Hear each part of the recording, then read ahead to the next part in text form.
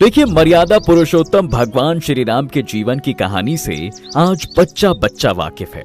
बचपन में या फिर लॉकडाउन में आपने रामायण तो जरूर देखी होगी। रामायण के लास्ट में हमें देखने को मिलता है कि भगवान राम जल समाधि के बाद गरुड़ पर सवार होकर बैकुंठ के लिए निकल जाते हैं। लेकिन इसके बाद अयोध्या और अयोध्या वासियों का क्या हुआ, ये किसी को पता हो या ना पता हो, लेकिन भैया अयोध्या में राम मंदिर बनकर तैयार हो चुका है, जिसका उद्घाटन 22 जनवरी 2024 को होने वाला है। ये आपको जरूर पता होगा। अयोध्या में बने इस मंदिर की कहानी कहीं ना कहीं भगवान राम के बैकुंठ जाने के बाद से ही स्टार्ट हो जाती है। जी हाँ, सही सुना आपने। जब इनके पुत्र कुश के द्वारा अयोध्या में राम मंदिर निर्माण करवाया जाता है।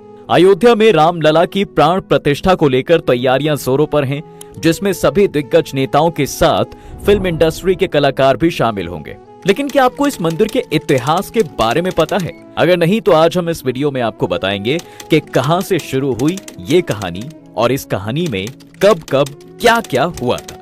अब इस कहानी को शुरू करने से पहले हम आपको बता दें कि इस वीडियो को स्पॉन्सर किया है आर्टेरियम ने। जी हाँ, राम के दीवानों के लिए आर्टेरियम लेकर आया है अयोध्या के राम मंदिर का 3D मॉडल। इसमें आपको कुल उतने ही पिलर और गुंबद देखने को मिलेंगे जितने अयोध्या के राम मंदिर में हैं। अब कहानी पर वापस आते हैं। देखिए, भगवान राम के बैकुंठ जाने के बाद इनकी 44 पीढ़ियों ने अयोध्या पर राज किया।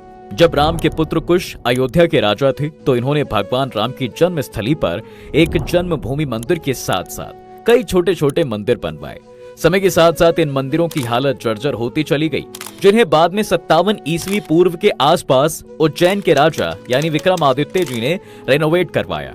लेकिन अप्रैल 1526 में बाबर के भारत आने के बाद मुगल शासन की शुरुआत होती है। 1528 से 29 में बाबर अयोध्या जाता है तो अपने सेनापति मीर बाकी से मंदिरों को तोड़कर मस्जिद बनवाने का आदेश दे देता है। तो मीर बाकी मंदिरों को तोड़कर मस्जिद बनवा देता है और हिंदुओं के अंदर आने पर रोक लगा देता है। और फिर लगभग 190 साल बाद यानी 1717 ई में आमेर के राजा जयसिंह द्वितीय मस्जिद के बाहर जमीन देखकर आंगन में एक चबूतरा बनवाते हैं, जहां पर रामलला की मूर्ति को स्थापित किया जाता है। अब यहाँ होता क्या है कि मस्जिद के अंदर तो मुस्लिम नमाज करते थे, जबकि बाहर चबूतरे पर हिंदू भगवान राम की पूजा किया करते थे।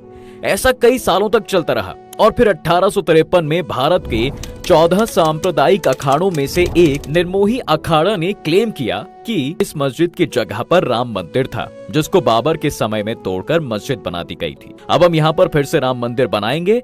मुसलमानों के द्वारा इसका विरोध किया जाता है और फिर यहीं से हिंदू और मुसलमानों के बीच में लड़ाई शुरू हो जाती है। कई जगह पर दंगे होते हैं। इन दंगों को रोकने के लिए 1859 में ब्रिटिश सरकार चबूतरा और मस्जिद के बीच में एक फेंसिंग करवा देती है, जिससे ये मामला कुछ सालों के लिए तो सुलझ जाता है। अब होता क्या है कि 1885 में निर्माही अखाड़ा के महंत यानी रघुबर दास फैजाबाद डिस्ट्रिक्ट कोर्ट में राम चबूतरे पर छतरी बनाने के लिए अपील करते हैं, लेकिन उनकी अपील को खारिज कर दिया जाता है। अपील के खारिज होने से हिंदू कम्युनिटी में रोष की स्थिति पैदा हो जाती है और जगह जगह हिंसा शुरू हो जाती है। इस हिंसा में मस्जिद और राम चबूतरे के बीच बनी फेंसिंग के साथ साथ मस्जिद की दीवार को तोड़ दिया जाता है। ब्रिटिश सरकार द्वारा दीवार को फिर से बनवाने के साथ एक रूल बनता है कि मस्जिद को केवल जुम्मे की नमाज के लिए ही खोला जाएगा और फिर भारत देश के आजाद होने तक यही व्यवस्था जो है चलती रही थी। लेकिन आजादी के 2 साल बाद यानी 23 दिसंबर 1949 को सुबह होते ही हिंदू समुदाय द्वारा मस्जिद के अंदर घंटियों और शंखों की आवाज के साथ पूजा की जाती है, जिससे भीड़ एकत्र हो जाती है। हिंदुओं की भीड़ पूजा करने के लिए तो मुसलमानों की भीड़ इसका विरोध करने के लिए एकजुट हो जाती है और फिर से एक बार विद्रोह की सिचुएशन बन जाती है। अब देखिए, इतनी भीड़ में पुलिस भी कुछ नहीं कर सकती थी, तो वहां के डिस्ट्रिक्ट मजिस्ट्रेट के नायर इसकी जानकारी प्राइम मिनिस्टर ऑफिस को दे देते हैं। जब ये मामला दिल्ली पहुंचता है तो इस समय प्रधानमंत्री जवाहरलाल नेहरू थे। नेहरू जी पीएमओ ऑफिस से के नायर को एक आदेश पारित करके कहते हैं कि जबरदस्ती करके किसी चीज को हथियाना गलत है, मूर्ति को तुरंत मस्जिद से निकालकर बाहर किया जाना चाहिए। इसके जवाब में के नायर पीएम को एक लेटर लिखकर कहते हैं कि यहाँ की सिचुएशन को देखते हुए मूर्ति को किसी भी हालत में बाहर नहीं निकाला जा सकता, क्योंकि यहाँ के पुजारियों का मानना है कि बिना पूजा हवन किए मूर्ति को वहां से उठाया तो पाप लगेगा। अब पीएमओ की तरफ से के नायर के पास एक रिप्लाई आता है कि आपको जो आदेश दिया गया है उसका पालन कीजिए और मूर्ति को बाहर निकालिए। तो इस आदेश के जवाब में के नायर पीएमओ को 2 सुझाव लिखकर भेजते हैं। पहला तो ये कि यहाँ पर सिचुएशन आउट ऑफ कंट्रोल है, मस्जिद की सुरक्षा और लोगों की भीड़ को देखते हुए मस्जिद के बाहर एक जालीनुमा गेट लगाना होगा, जिससे मस्जिद को कोई नुकसान नहीं होगा और सभी लोग बाहर से दर्शन कर पाएंगे। और दूसरा ये कि इस मामले को कोर्ट को सौंप देना चाहिए, जिससे कोर्ट का मामला आने तक सब लोग शांत रहेंगे। अब इन सुझावों के साथ ही के नायर ने अपना रिजाइन भी दे दिया। इनके रेजिग्नेशन को तो स्वीकार नहीं किया गया, लेकिन पीएमओ को उनके सुझाव बहुत पसंद आए। ये मामला कोर्ट में चला जाता है और इस तरह रामलला की मूर्ति मंदिर में ही रहती है। अब भैया हिंदू पक्ष से तो निर्मोही अखाड़ा और मुस्लिम पक्ष से सुन्नी वक्फ बोर्ड दोनों के द्वारा एक केस फाइल किया जाता है, जिसमें निर्मोही अखाड़ा कहता है कि यहाँ पर शुरुआत से ही राम मंदिर था और अब तो मूर्ति भी निकल आई है, तो इसका पूरा अधिकार हमें दे दिया जाए ताकि हम यहाँ पर राम मंदिर बना सकें। वहीं सुन्नी वक्फ बोर्ड दावा करता है कि यहाँ पर शुरुआत से ही मस्जिद रही है, इसका पूरा कंट्रोल हमें मिलना चाहिए। तकरीबन 20 से 25 साल तक ये दोनों केस कोर्ट में रहते हैं। अभी तक यहाँ पर कांग्रेस पार्टी सत्ता में थी। 1980 में जनसंघ से अलग होकर बीजेपी का गठन होता है। बताया जाता है कि बीजेपी के गठन के बाद विश्व हिंदू परिषद, शिवसेना, बजरंग दल और आरएसएस जैसे सभी हिंदू दल एक्टिव हो जाते हैं और 1984 में विश्व हिंदू परिषद द्वारा एक धर्म संसद का आह्वान किया जाता है, जिसमें बीजेपी के बड़े बड़े नेता लाल कृष्ण आडवाणी, मुरली मनोहर जोशी, ये लोग भी शामिल होते हैं। इस धर्म संसद में विश्व हिंदू परिषद के प्रेसिडेंट अशोक सिंघल ऐलान करते हैं कि भाई राम मंदिर बनेगा और जरूर बनेगा। अब इस मंदिर को बनाने के लिए पूरे देश से ईंटें मंगाई जाएंगी। ये बात धीरे धीरे पूरे देश में फैल जाती है। 1984 ये वही साल था जब इंदिरा गांधी की मौत हुई थी और कांग्रेस की कमान उनके पुत्र राजीव गांधी को सौंपी गई थी। अब यहाँ होता क्या है कि बीजेपी तो खुलकर राम मंदिर के सपोर्ट में बोल रही थी, जिससे सभी हिंदू बीजेपी को सपोर्ट कर रहे थे। और इसी बीच 1986 में राम मंदिर के गेट खुलवाने का एक मामला कोर्ट में आता है, तो राजीव गांधी हिंदुओं का विश्वास जीतने के लिए 1 घंटे के अंदर मंदिर के गेट खुलवा देते हैं। इस न्यूज को दूरदर्शन के माध्यम से पूरे देश में ब्रॉडकास्ट किया जाता है। इससे मुस्लिम दल कांग्रेस से नाराज हो जाते हैं और सभी मुस्लिम नेता मिलकर कांग्रेस का विरोध करने के लिए बाबरी मस्जिद एक्शन कमेटी बनाते हैं, जिसका परिणाम ये होता है कि भैया कांग्रेस 1989 का चुनाव हार जाती है। राम मंदिर के सपोर्ट में होने की वजह से बीजेपी को इस चुनाव में फायदा मिलता है। जहां 1984 में बीजेपी को मात्र 2 सीटें मिली थी, अब 1989 चुनाव में 85 सीटें मिलती हैं। नेशनल फ्रंट के नेता वीपी सिंह बीजेपी का सपोर्ट लेकर प्राइम मिनिस्टर बनते हैं। नेशनल फ्रंट की सरकार बनने के बाद बीजेपी के नेता लाल कृष्ण आडवाणी ऐलान करते हैं कि राम मंदिर के सपोर्ट में गुजरात के सोमनाथ से लेकर उत्तर प्रदेश के अयोध्या तक पूरे 10,000 किलोमीटर तक रथ यात्रा निकाली जाएगी, जो 30 अक्टूबर को अयोध्या पहुंचेगी। अब गुजरात और राम मंदिर की चर्चा हो और नरेंद्र मोदी जी का नाम ना आए, ये तो हो ही नहीं सकता। जी हाँ, बिल्कुल, इस यात्रा में गुजरात से मोदी जी भी शामिल हुए थे। इस समय मोदी जी की उम्र महज 40 साल थी। कहा जाता है कि गुजरात में इस यात्रा के प्रबंधन में मोदी जी का अहम योगदान रहा और फिर 25 सितंबर 1990 को सोमनाथ से यात्रा स्टार्ट होती है, जिसे कई राज्यों से होते हुए अयोध्या पहुंचना था। लेकिन इस यात्रा का विरोध किया जाता है और जहां जहां से भी ये यात्रा निकलती है, वहां इस यात्रा का विरोध शुरू हो जाता है। कई राज्यों में विरोध के बाद जब 23 अक्टूबर 1990 को ये यात्रा बिहार के समस्तीपुर में पहुंची, तो बिहार के चीफ मिनिस्टर और नेशनल फ्रंट पार्टी के सपोर्टर लालू प्रसाद यादव समस्तीपुर के डीआईजी को आदेश देते हैं कि इस यात्रा को रोक दिया जाए और लाल कृष्ण आडवाणी को अरेस्ट किया जाए। होता भी कुछ ऐसा ही है कि भैया डीआईजी के द्वारा बीजेपी के कुछ नेताओं के साथ आडवाणी को गिरफ्तार कर लिया जाता है और 12 दिन तक इन्हें सिंचाई विभाग के पोस्ट ऑफिस में रखा जाता है। दरअसल यात्रा शुरू होने से पहले आडवाणी ने यह कहा था कि देखता हूं किसने माई का दूध पिया है जो मेरी रथ यात्रा रोकेगा। अब यही वजह थी कि लालू यादव ने नेहले पर दहला मारकर आडवाणी को गिरफ्तार करवाया और कहा कि मैंने माँ और भैंस दोनों का दूध पिया है। इस गिरफ्तारी का परिणाम ये होता है कि भैया जैसे ही ये खबर दिल्ली पहुंचती है, तो बीजेपी वीपी सिंह गवर्नमेंट ने अपना समर्थन वापस ले लिया और जिससे वीपी सिंह की सरकार गिर जाती है। अब रथ यात्रा के बीच में हुए दंगों से नाराज होकर 30 अक्टूबर 1990 को बड़ी संख्या में कार सेवक अयोध्या पहुंचते हैं और मस्जिद के ऊपर चढ़कर अपना झंडा लगा देते हैं, जिससे हालात और खराब हो जाते हैं। इस समय उत्तर प्रदेश में मुलायम सिंह की सरकार थी, तो इस दंगे को रोकने के लिए मुलायम सिंह कार सेवकों पर गोली चलाने का आदेश दे देते हैं। इस गोलीबारी में 5 कार सेवकों की मौत हो जाती है, जिससे अयोध्या ही नहीं बल्कि पूरे देश का माहौल एकदम ऐसा गर्म हो जाता है। उमा भारती, अशोक सिंघल और स्वामी वामदेवी जैसे बड़े हिंदूवादी नेता अलग अलग दिशाओं से 5-5 हजार कार सेवकों के साथ गुस्से से भरे हुए हनुमानगढ़ी की ओर बढ़ते हैं। गुस्साई हुई भीड़ को देखकर पुलिस फायरिंग शुरू कर देती है, जिसमें कई कार सेवक मारे जाते हैं और फिर इनकी लाशों को रखकर विरोध प्रदर्शन किया जाता है और मुलायम सिंह यादव को मुल्ला मुलायम का टाइटल दे दिया जाता है।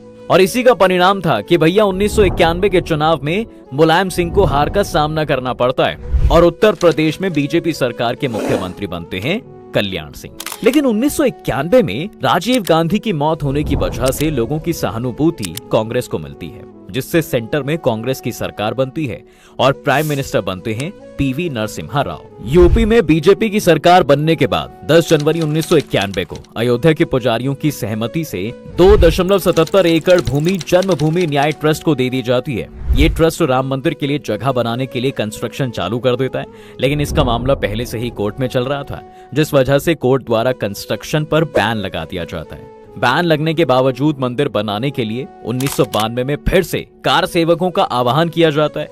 इस समय यूपी में तो बीजेपी की सरकार थी, लेकिन केंद्र में कांग्रेस की सरकार थी। केंद्र और राज्य सरकारों को यह डर था कि फिर से पहले जैसी सिचुएशन ना बन जाए, इसलिए 30 अक्टूबर 1992 में प्रधानमंत्री पीवी नरसिम्हा विश्व हिंदू परिषद और सिया सुन्नी बोर्ड दोनों के लीडर्स को मीटिंग के लिए दिल्ली बुलाते हैं। लेकिन इस मीटिंग में कोई खास निष्कर्ष नहीं निकलता और विश्व हिंदू परिषद के नेता आपस में ही एक प्राइवेट मीटिंग करके 6 दिसंबर को फिर से कार सेवकों को बुलाने का ऐलान कर देते हैं। तो कांग्रेस के प्राइम मिनिस्टर यानी पीवी नरसिम्हा यूपी के चीफ मिनिस्टर कल्याण सिंह को प्रेसिडेंशियल रूल लागू करने के लिए बोलते हैं, लेकिन कल्याण सिंह आश्वासन देकर मना कर देते हैं और कोर्ट में हलफनामा देते हैं कि यहाँ पर कोई हिंसा नहीं होगी और इसकी जिम्मेदारी राज्य सरकार की होगी और किसी भी सिचुएशन में कार सेवकों पर गोलियां नहीं चलाई जाएंगी।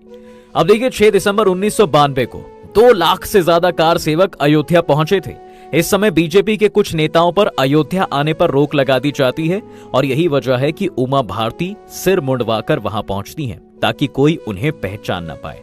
उमा भारती के अलावा अटल बिहारी वाजपेयी जी, अशोक सिंघल, लाल कृष्ण आडवाणी जैसे सभी बड़े नेता अयोध्या पहुंच जाते हैं और फिर ये भीड़ 5 बजे तक मस्जिद के तीनों गुंबद को तोड़कर मेन गुंबद की जगह पर एक छोटा सा मंदिर बनाकर रामलला की मूर्ति वहां पर रख देती है, जिस वजह से हिंदू और मुस्लिम लोगों के बीच दंगे होने शुरू हो जाते हैं और राज्य सरकार द्वारा की गई सारी व्यवस्थाएं फेल हो जाती हैं। हजारों की संख्या में लोगों की मौत होती है और सेंट्रल गवर्नमेंट द्वारा यूपी में प्रेसिडेंशियल रूल लागू कर दिया जाता है, जिसके बाद कल्याण सिंह मुख्यमंत्री पद से अपना इस्तीफा देते हैं।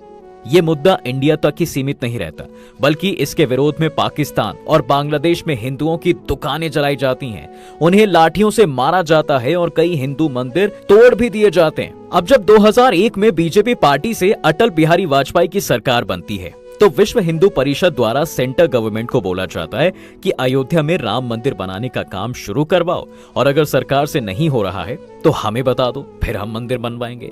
अब जब सरकार की तरफ से कोई प्रतिक्रिया नहीं मिलती तो भैया 15 अक्टूबर 2002 में विश्व हिंदू परिषद सैकड़ों कार्यकर्ताओं को बुलाकर मंदिर का निर्माण शुरू कर देती है।